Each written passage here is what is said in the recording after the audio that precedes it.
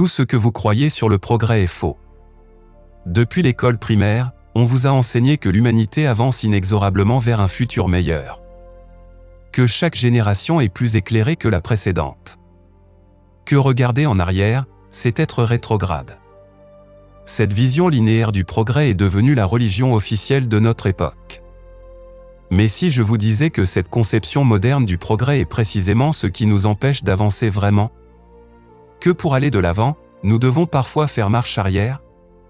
Que les plus grands bonds de l'humanité ont été des retours aux sources plutôt que des fuites vers l'avant? Si cela vous dérange, c'est normal. Gilbert Keith Chesterton, le prince des paradoxes, a passé sa vie à démontrer que nos intuitions les plus naturelles sur le progrès étaient des illusions dangereuses. Il a découvert que le véritable progrès, celui qui transforme réellement les sociétés et les âmes, marche souvent à reculons. Dans cette vidéo, nous allons explorer comment Chesterton a révolutionné notre compréhension du progrès en montrant que les plus grandes avancées de l'humanité ont été des retours conscients aux principes fondamentaux. Vous découvrirez pourquoi notre obsession moderne pour la nouveauté nous maintient dans un cercle vicieux de faux progrès, et comment retrouver la véritable direction de l'histoire humaine. Si vous cherchez à comprendre pourquoi notre époque, malgré tous ses progrès techniques, semble moralement et spirituellement en régression, restez jusqu'à la fin. Et si cette approche vous interpelle, abonnez-vous au Prince des Paradoxes pour continuer à découvrir comment Chesterton peut transformer votre vision du monde. Notre époque souffre d'une maladie que Chesterton appelait la chronolatrie, l'adoration du temps présent. Nous vivons dans une société convaincue que tout ce qui est récent est nécessairement supérieur à ce qui est ancien, que l'innovation est toujours un bien, que faire du neuf équivaut automatiquement à faire du mieux. Cette obsession pour la nouveauté s'infiltre partout. En politique, on parle de renouvellement, de modernisation, comme si ces mots possédaient une valeur intrinsèque. En éducation, on bouleverse constamment les méthodes pédagogiques, non pas parce qu'elles ne fonctionnent pas, mais simplement parce qu'elles ne sont pas innovantes. En spiritualité, on cherche de nouvelles approches, des spiritualités alternatives, comme si 20 siècles de sagesse chrétienne étaient obsolètes par définition.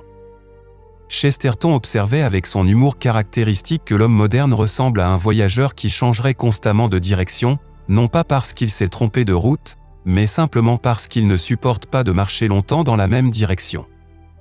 Le problème de notre époque, disait-il, n'est pas que les gens ne croient plus en rien, c'est qu'ils sont prêts à croire en n'importe quoi, pourvu que ce soit nouveau. Cette manie du nouveau produit des résultats paradoxaux. Plus nous innovons en surface, plus nous stagnons en profondeur. Regardez nos révolutions technologiques, elles nous donnent de nouveaux jouets, mais elles ne nous rendent ni plus sages, ni plus heureux, ni plus humains. Au contraire, elles semblent nous éloigner de ce qui fait l'essence de notre humanité. Prenez l'exemple de l'éducation française. Depuis 50 ans, on a multiplié les réformes progressistes. Nouvelles méthodes de lecture, nouvelles approches mathématiques, nouveaux programmes d'histoire décolonisés. Chaque ministre de l'Éducation apporte sa révolution pédagogique. Et pourtant, le niveau général ne cesse de baisser. Les élèves français lisent moins bien qu'avant, calculent moins bien qu'avant, connaissent moins leur histoire qu'avant. Chesterton aurait diagnostiqué immédiatement le problème, on a confondu innovation avec amélioration. On a jeté les méthodes qui fonctionnaient, non pas parce qu'elles étaient défaillantes, mais parce qu'elles étaient anciennes. Comme si l'âge d'une vérité diminuait sa validité. Cette chronolatrie produit également ce que Chesterton appelait l'esclavage de la mode intellectuelle. Chaque époque développe ses propres superstitions, ses propres dogmes incontestables. La différence avec les époques précédentes, c'est que nous nous croyons libérés de tout dogme précisément parce que nous rejetons systématiquement les dogmes du passé. Ainsi, notre époque a ses propres orthodoxies aussi rigides que celles d'autrefois, le culte de la diversité, mais pas des idées, l'égalitarisme absolu sauf pour les élites éclairées, le relativisme moral sauf pour ceux qui osent le remettre en question. Ces nouvelles orthodoxies sont d'autant plus tyranniques qu'elles se présentent comme des libérations. Le plus ironique, notait Chesterton, c'est que cette course perpétuelle vers la nouveauté nous maintient en réalité dans un éternel présent. Incapables de nous appuyer sur les leçons du passé, incapables de nous projeter vers un véritable avenir, nous tournons en rond dans l'actualité immédiate. Nous confondons mouvement et progrès, agitation et avancement. Cette analyse chestertonienne éclaire nos crises contemporaines d'un jour nouveau. Nos sociétés occidentales, malgré leur richesse matérielle et leur sophistication technique, semblent frappées d'une étrange immaturité collective. Nous avons des adultes qui se comportent comme des adolescents, des institutions qui changent constamment de cap, des principes qui fluctuent au gré des sondages. Chesterton nous invite à poser la question fondamentale, et si notre problème n'était pas que nous n'avançons pas assez vite, mais que nous avançons dans la mauvaise direction? Et si le véritable progrès consistait parfois à rebrousser chemin pour retrouver la bonne route? Chesterton diagnostique que cette obsession moderne pour la nouveauté a des racines philosophiques précises. Elle découle d'une rupture fondamentale avec ce qu'il appelait la démocratie des morts, cette sagesse accumulée par les générations précédentes que notre époque a choisi d'ignorer. L'origine de cette rupture remonte aux Lumières, mais elle s'est radicalisée au XXe siècle. L'idée s'est imposée que chaque génération devait faire table rase du passé et reconstruire la société sur des bases entièrement nouvelles. Cette approche révolutionnaire permanente a produit une série de catastrophes historiques, mais aussi une mentalité qui perdure, celle du mépris systématique pour l'expérience accumulée de l'humanité. Chesterton remarquait avec perspicacité que cette attitude présente un défaut logique fondamental. Si nous partons du principe que nos ancêtres étaient des ignorants et que seule notre époque a accès à la vérité, alors nos descendants auront exactement la même attitude envers nous. Ils nous considéreront comme des primitifs arriérés. Dans cette logique, aucune époque n'a jamais raison, sauf celle qui se trouve être la nôtre, ce qui est statistiquement absurde. Cette rupture avec la tradition produit ce que Chesterton appelait l'orgueil chronologique. Chaque époque se croit plus éclairée que toutes les précédentes, simplement parce qu'elle vient après. C'est comme si un homme pensait être plus intelligent qu'Einstein simplement parce qu'il est né après lui. Mais Chesterton fait une découverte cruciale, cette prétention moderne cache en réalité une profonde insécurité. Une génération qui se coupe de ses racines devient orpheline, vulnérable, manipulable. Elle perd les garde-fous que constituaient les leçons de l'expérience humaine. Elle devient la proie de toutes les utopies, de tous les charlatans, de toutes les modes intellectuelles.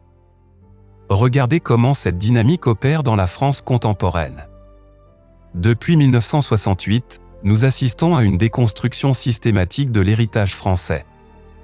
Histoire réécrite, littérature classique marginalisée, sagesse populaire ridiculisée, tradition familiale bousculée, patrimoine religieux ignoré.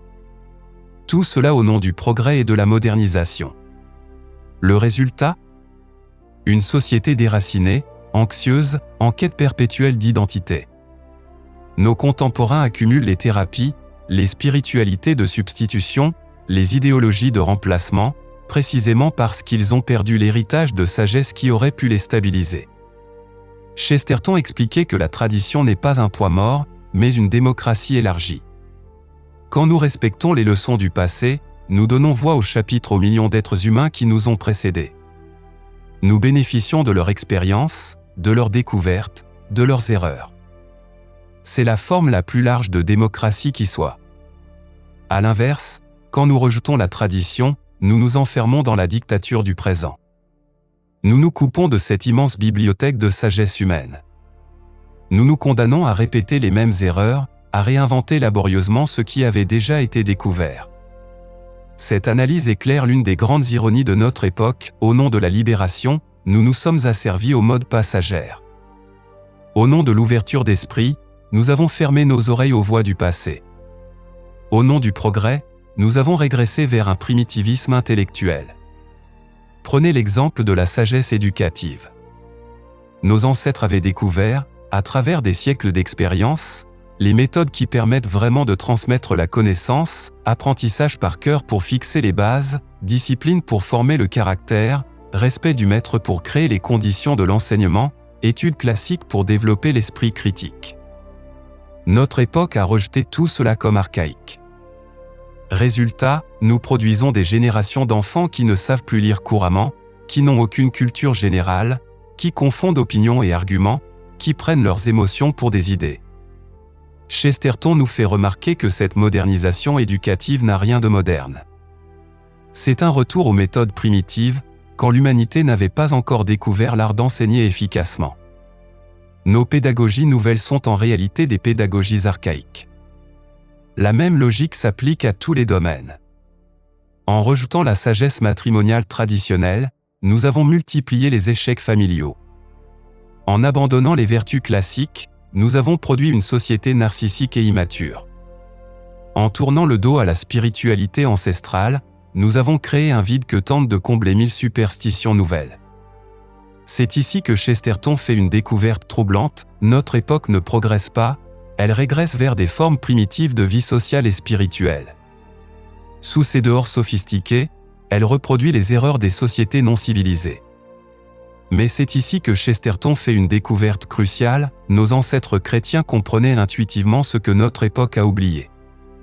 Ils savaient que le véritable progrès n'est pas linéaire mais cyclique, qu'il ne consiste pas à fuir le passé mais à y retourner avec une compréhension renouvelée. Cette sagesse oubliée repose sur une conception profondément différente du temps et de l'histoire. Pour la pensée chrétienne traditionnelle, l'histoire humaine n'est pas une course vers un futur indéfini, mais un pèlerinage vers une vérité éternelle. Le but n'est pas de s'éloigner indéfiniment du point de départ, mais de revenir à Dieu avec la richesse de l'expérience acquise.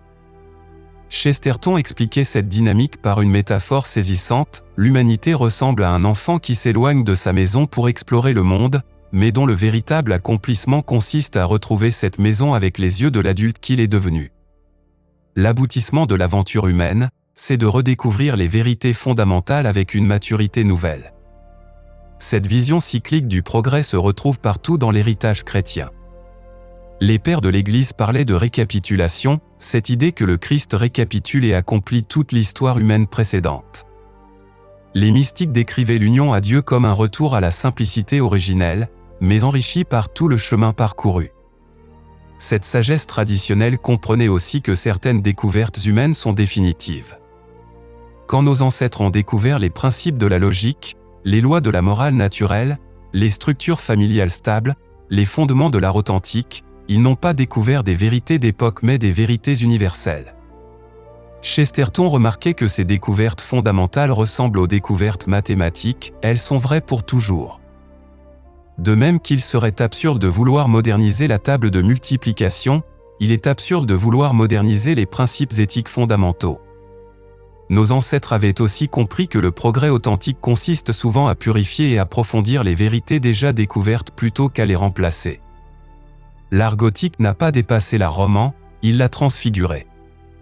La théologie de saint Thomas d'Aquin n'a pas remplacé celle de saint Augustin, elle l'a systématisée et enrichie. Cette approche produit ce que Chesterton appelait le progrès véritable, non pas une fuite vers l'avant, mais un approfondissement de ce qui est éternellement vrai. Les grandes époques de Renaissance, la Renaissance carolingienne, la Renaissance du XIIe siècle, la Renaissance italienne, ont toutes été des retours aux sources classiques et chrétiennes, réinterprétées avec des yeux nouveaux. Prenez l'exemple de l'architecture. Nos ancêtres avaient découvert, à travers des siècles d'expérimentation, les proportions qui parlent au cœur humain, les matériaux qui vieillissent bien, les formes qui élèvent l'âme. Cette sagesse architecturale était le fruit d'une lente maturation collective.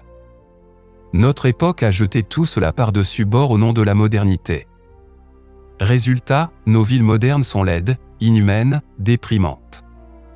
Nos bâtiments vieillissent mal, se dégradent rapidement, ne procurent aucune joie esthétique. Nous avons progressé vers la laideur.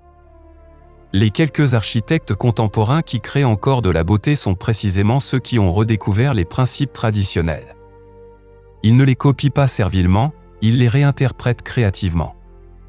Leur progrès consiste à revenir aux sources de l'art de bâtir. La même logique s'applique à tous les domaines. En musique, les compositeurs qui marquent encore notre époque sont souvent ceux qui ont redécouvert la tradition tonale après l'impasse atonale. En littérature, les écrivains qui durent sont ceux qui maîtrisent les formes classiques avant de les renouveler. Chesterton nous fait remarquer que cette redécouverte de la sagesse ancestrale n'est pas un retour en arrière mais un retour en avant. Quand nous retrouvons les vérités fondamentales, nous ne redevenons pas nos ancêtres, nous devenons nous-mêmes mais en mieux. Cette distinction est cruciale. Le traditionnalisme authentique n'est pas nostalgique, il est prophétique. Il ne pleure pas sur un passé idéalisé, il redécouvre les principes éternels qui permettent de construire un véritable avenir. Mais attention, cette sagesse oubliée n'est pas accessible à l'intelligence pure. Elle demande cette vertu que Chesterton appelait l'humilité intellectuelle, la capacité de reconnaître que nos ancêtres, malgré leurs limites techniques, ont pu découvrir des vérités qui nous échappent.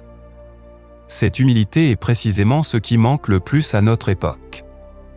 Nous sommes trop orgueilleux pour apprendre du passé, trop sûrs de notre supériorité pour nous mettre à l'école de la tradition.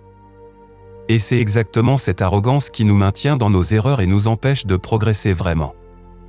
Si vous ressentez cette tension entre l'attrait de la nouveauté et l'intuition que nos ancêtres possédaient une sagesse que nous avons perdue, alors vous commencez à comprendre le paradoxe chestertonien du progrès.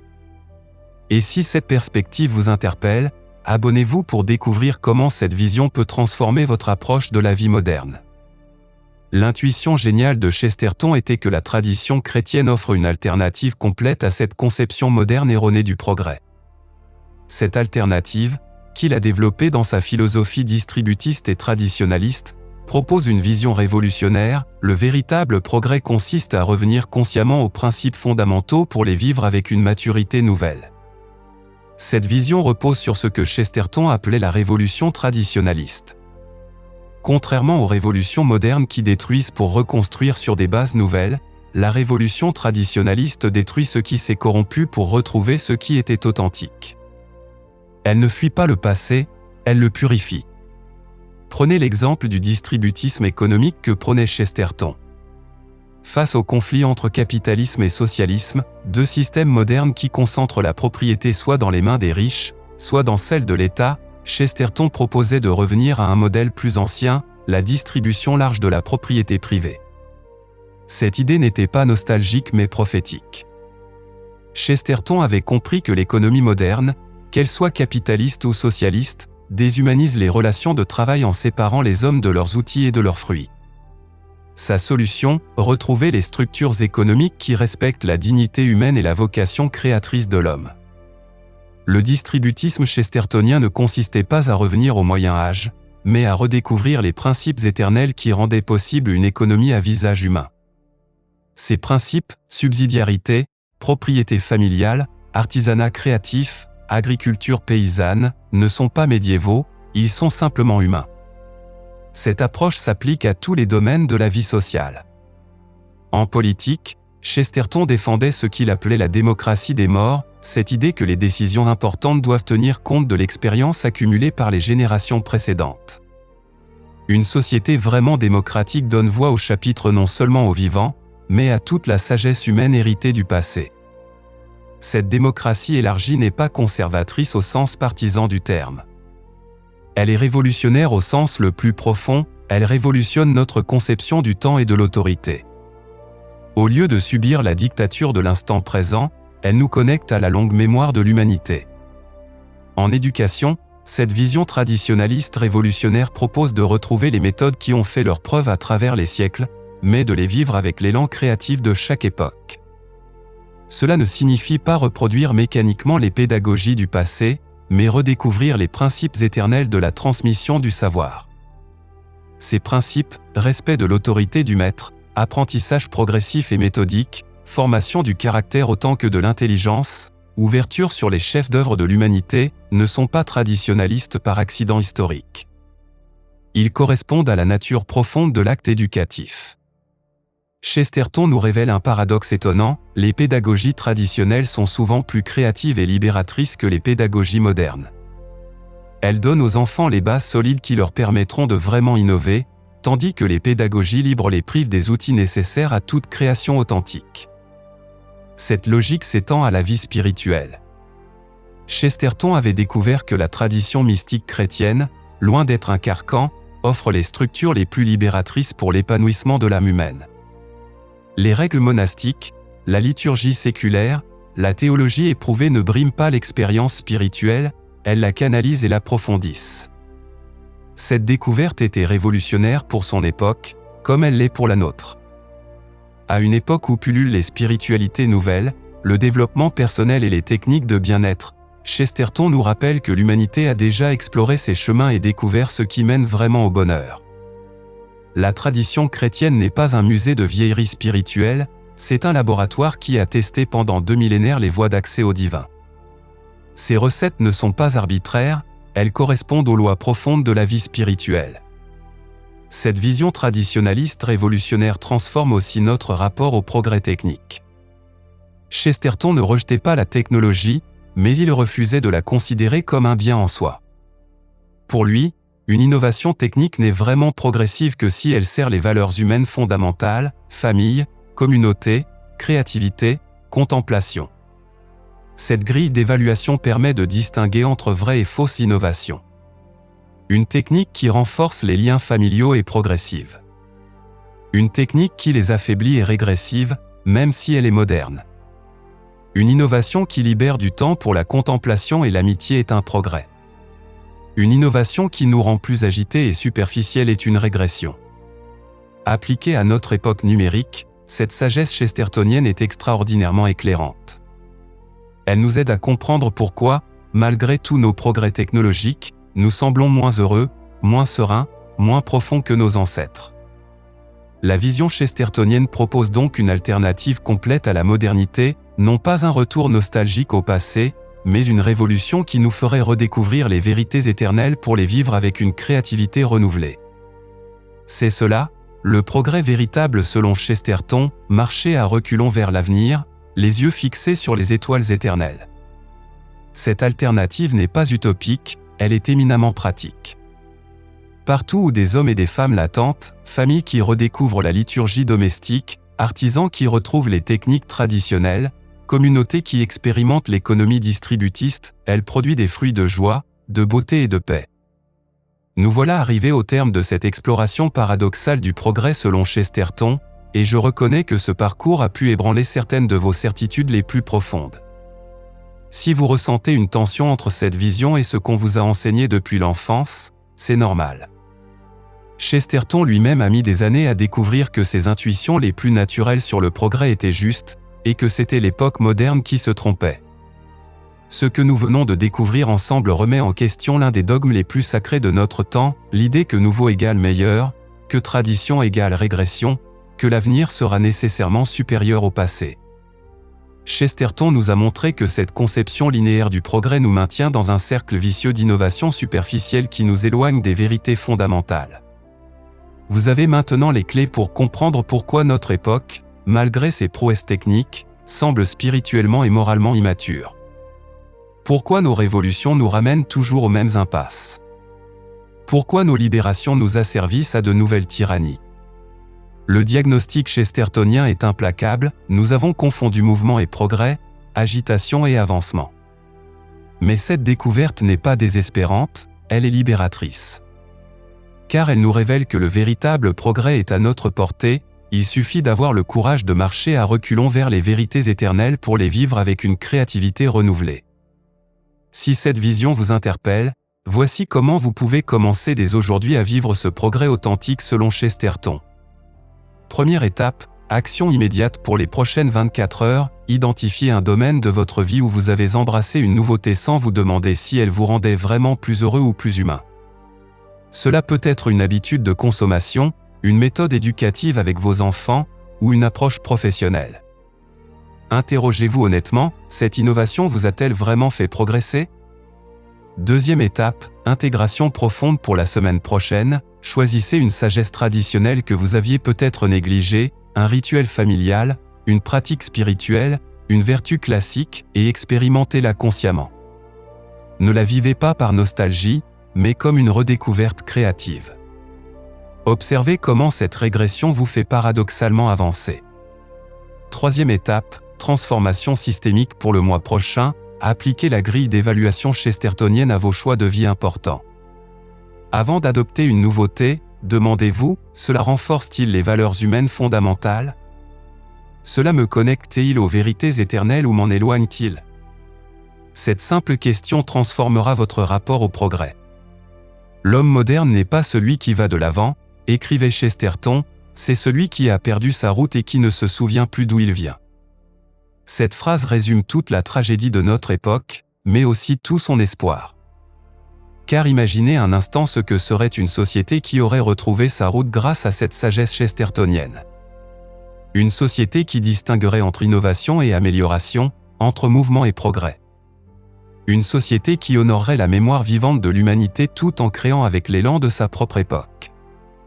Une société qui marcherait vers l'avenir les yeux fixés sur les étoiles éternelles.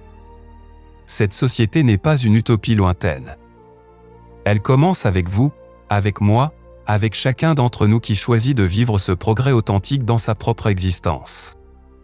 Chaque fois que nous choisissons la profondeur plutôt que la superficialité, la sagesse éprouvée plutôt que la mode passagère, nous participons à cette révolution silencieuse. Le progrès véritable marche à reculons, et ce retour aux sources est la plus grande aventure qui nous soit offerte aujourd'hui.